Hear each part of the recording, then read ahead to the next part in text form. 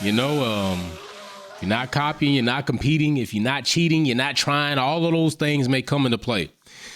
But what will eventually show itself is, were your efforts rewarded, noticed, and did they pay you in dividends? And as it sits right now, Aston Martin can clearly say no, they didn't pay in dividends. So if you don't know what I'm talking about, Aston Martin, once again, formerly Racing Point, which sponsor was BWT, the pink car, which was very infamous on the grid. I liked it, actually. At one point in time, gained the nickname the Pink Mercedes. Why? Because they copied the Mercedes championship car, and now they're called the Green Red Bull. Why? Because they've taken subtle differences from Red Bull and put it on their car. Or did they? Because there's been a groundswell that people are saying that but Aston Martin had this configuration, this spec car in the wind tunnel back in November. So if that is the case, does that then say that Red Bull may have copied from Aston Martin? Not entirely, because I've also heard that in the mix was an employee that was once at Red Bull and now works for Aston Martin. And if that is the case, then Red Bull will have got a dose of their own medicine, being that they acquired a several amount of employees from Mercedes to Red Bull. These things go around the grid. I also would like to let you know that it's not uncommon for this to happen.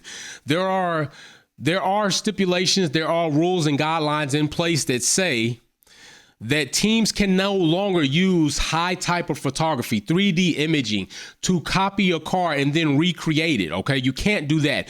But teams and drivers can visually identify certain things that teams have done and then go back to their team and say, let's try to implement this because they have the pace, or maybe they've improved in an area where we are having trouble in. And teams can do that. I mean, that happens all across the world, whether it's automotive, whether it's aircraft. I don't know if you're very familiar with the F-15, but the F-15 was basically birthed because the MiG had gained superiority. They needed something else to come out. America needed a platform that was going to put them in position to protect and attack. Therefore, the F-15 was developed, and thus far has been a very superior fighting aircraft, okay?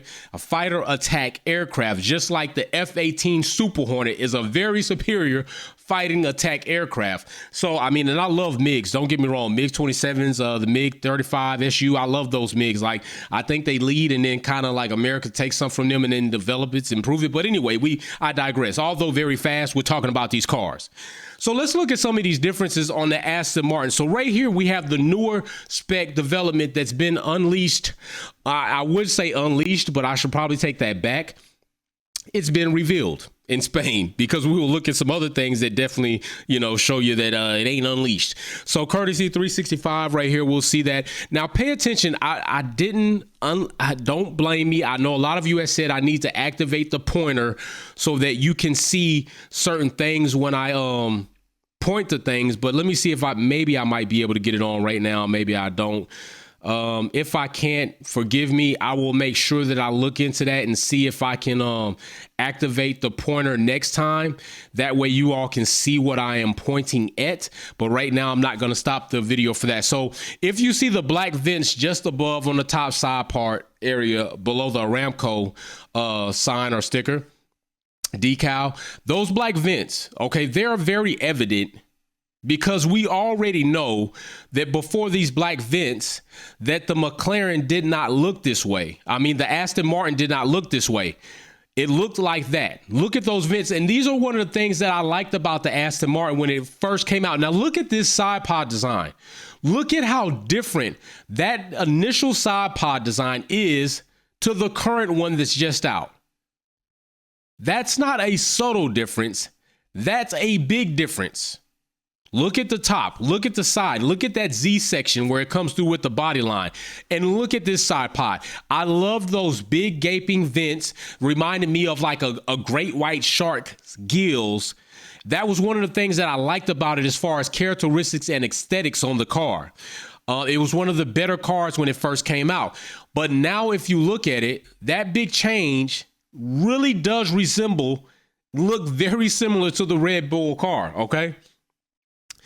with new developments, I'm not saying that Aston may have copied them per se, or Red Bull copied Aston, or maybe the worker came from Red Bull and brought over said developments that they were working on with Red Bull, and now I'm with Aston, so I'm going to share these things with you. But it evidently is something that changed dramatically with the McLaren car, even on the floor, okay? And you can see these differences. And before we get into Mercedes, let's take a look at what happened. Now, the talk of the town was now that Aston Martin has incorporated these Red Bull-like changes, would they have Red Bull-like pace? Well, as we're going to very surely show you, if you think that that's the case, we could take a look here and see if that's something that happened. I honestly don't think that that's something that actually happened. I think that they definitely got some things to work on. They got some things to work on because as you see right here during the qualification process today, Aston Martin was one of the first teams to get the drop off and drop the hell off together. Stroll and Vettel, both in the drop-off zone coming out of Q1, did not make it. They did not make it. So I would say no. I would say that they definitely have some things to understand. Maybe some things that happened in the wind tunnel did not take place in reality, because that is theory to a degree. Maybe it didn't happen for Aston Martin. Okay, so I don't know what's going to happen on race day, but I know this ain't that. If you see where Red Bull is, 2-5, Aston Martin, where are they? They are 16 and 18. That ain't Red Bull like, not whatsoever. On the other hand, we do have another team who brought a nice package, let's just say a different package to Spain, and we were questioning whether or not this package was going to show us some positive direction, and that would be Mercedes. Mercedes brings a new floor design. At one point in time when I did the other video, I wasn't sure if they were going to run a configuration without stays and with stays, but evidently the stay had just not been added to Lewis Hamilton's car yet. The other side had, this side hadn't. Both sides have the stays now. But as you can see, the different implementations in this floor, as well as the floor coming up more on the body. I don't have my pointer. Don't hold me. I'm going to get it.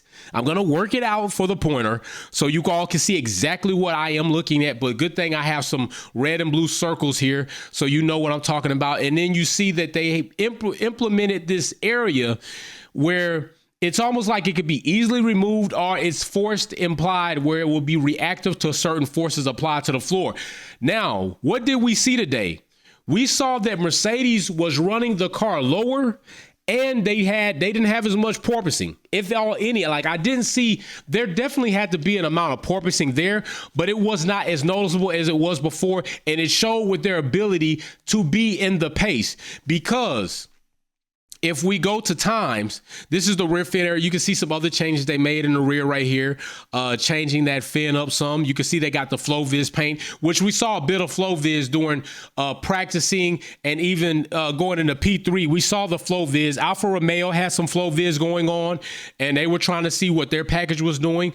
So it was almost like being back in testing when they first went to Barcelona during testing. Another thing that changed right here, we'll see this leading edge coming into the floor, but this nice, I don't have my pointer, so I'm not going to even spend much time on it. I don't want y'all to drill me. I'm going to work on the pointer. But if we go into their qualifying time, going into Q3 and making it out, Mercedes is 4 and 6. Now, is that an improvement to me? I would say at first glance, no, because I've seen them at 5, 6, 4, 7, 10, float around that area.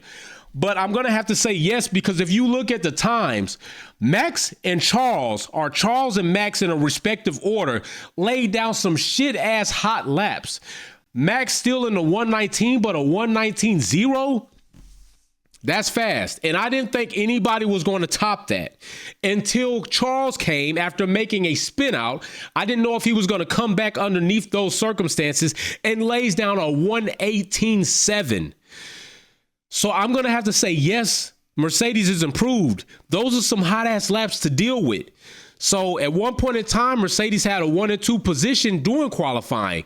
So I'm going to be very interested to see where we sit tomorrow for the race and see where these teams fight. I think we might, for the first time, without any like BS, have a 3-team dogfight tomorrow. We're going to see what happens. Mercedes has been the more reliable car on track, but they haven't had the pace or the power. Now they do, because they seem to have, I say seem, not totally bought in yet. I'm with Mercedes, I'm with Hamilton, I'm with Russell, cool. But as for these changes, they seem to have brought forth updates that will yield positive results. Tomorrow at rest day will confirm that or no. Ferrari seems to be where they are, and they have already said they're going to make upgrades in certain phases because they're going to have money to make it throughout the season, whereas other teams will have stalled out, which I believe that may be poking fun at, poking or pointing at Mercedes and maybe even Red Bull, depending on how much it is, because we do have a cap.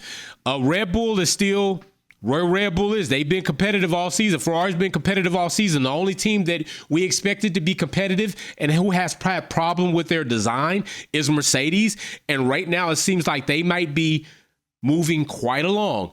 Now, is it too late in the season to say Mercedes can make a comeback for championship points? Mathematically, I say no, but you would also need Ferrari and Red Bull to fall off quite a bit with Max and Charles, and I don't know if that happens. I just don't. So we're going to see what happens. But Aston, it really, truly did not work out for you all. It didn't work out for you. You brought these changes, but I'm going to be fair and say this. When you bring changes that you haven't been running on track, there's a learning curve. This is the first time they brought it out. Maybe they expected it was going to be an immediate boom, we're going to be in there, but it wasn't. So they're going to have a couple of races to prove to the world, us TV people in TV land, and the grid, if these changes have put them in a better spot or just a more debacle shenanigan spot, and they just drop from here. Mercedes, on the other hand, is looking promising, and they might be on the way up consistently. Red Bull and Ferrari, they are where they are. And with that time that Charles laid down, Ferrari may have jumped another leap. They may have taken another step in the right direction. So, you know what I say? Just build it. See you at race day. Don't forget, if you missed the quali kickback live during qualifying, don't worry. We're going to have finale lap post-race. You can come back here, have fun with us. We might be popping this bottle. I might get drunk talking Formula One, and who the hell knows what happens when that happens. I don't know. So we'll see. Just build it. Peace. Thanks for tuning in and watching another video here at Wolfpack Performance. Check out some of my other content on Formula One issues, our topics, and our DIY products on how to customize your vehicle. Don't forget to comment, like, share, and subscribe. See you soon.